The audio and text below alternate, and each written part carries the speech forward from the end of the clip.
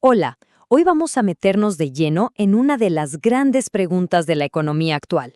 ¿Qué significa de verdad que la economía de un país crezca? Y lo más importante, ¿cómo se supone que ese crecimiento se conecta con la plata que tenemos en el bolsillo a fin de mes?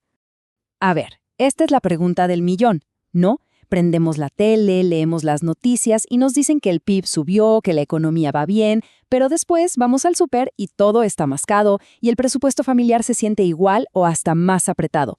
Bueno, esa es justo la tensión que vamos a explorar hoy. Muy bien, vamos por partes.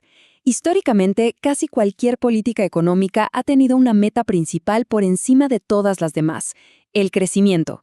La idea siempre ha sido que si la economía crece, todos nos beneficiamos. Pero, ¿qué es exactamente ese famoso crecimiento? Puesto en palabras sencillas, crecimiento económico solo significa que un país está produciendo más cosas y servicios que antes.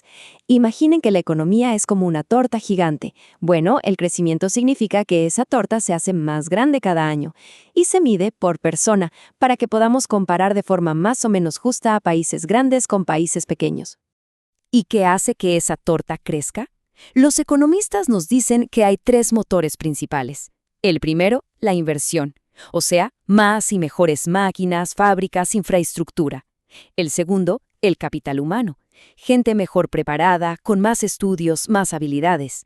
Y el tercero, que es clave hoy en día, la tecnología, que nos permite hacer todo de forma más eficiente. Ahora, la forma en que medimos todo esto es con una cifra que seguro han escuchado 1000 veces: el Producto Interno Bruto, o simplemente PIB. Es como el gran marcador del partido de la economía que nos dice si vamos ganando, empatando o perdiendo. Y para entender qué hay detrás de esa cifra, miremos la fórmula. Parece complicada, pero es bastante simple. El PIB es, básicamente, la suma de todo lo que se gasta en un país. La C es el consumo de las familias, o sea, lo que gastamos en el día a día. La I es la inversión de las empresas. La G es el gasto del gobierno. Y NX es lo que vendemos afuera menos lo que compramos de afuera. Si sumamos todo eso, ¡listo! Ahí tenemos el PIB. Y aquí, justo aquí, es donde la historia se pone más compleja. Si la torta económica es más grande, ¿significa que a todos nos toca una porción más grande y mejor?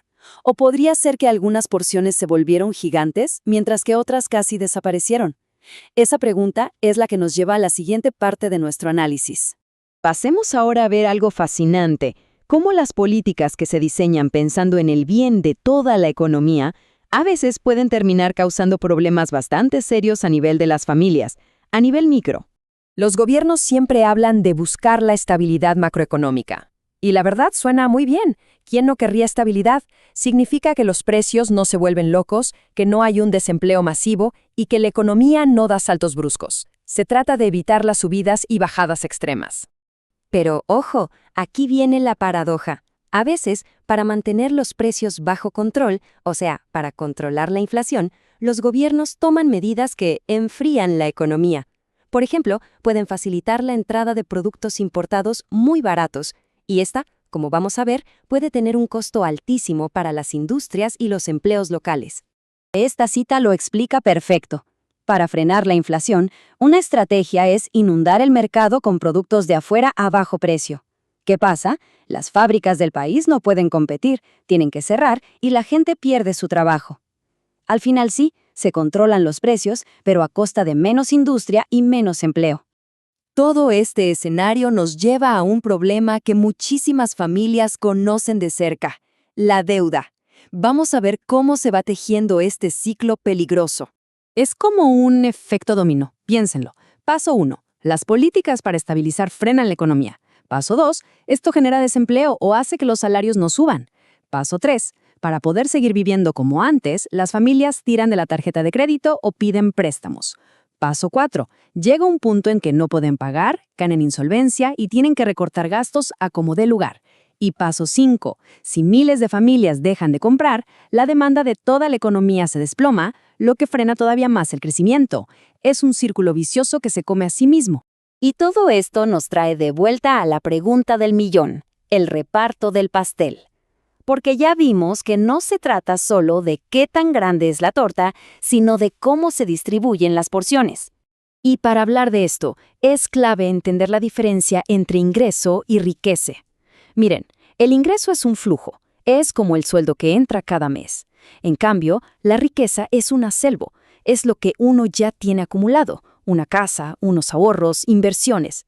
La desigualdad se ve en las dos cosas, tanto en el ingreso mensual como en la riqueza acumulada. Y claro, no hay una sola respuesta sobre por qué la riqueza se reparte como se reparte.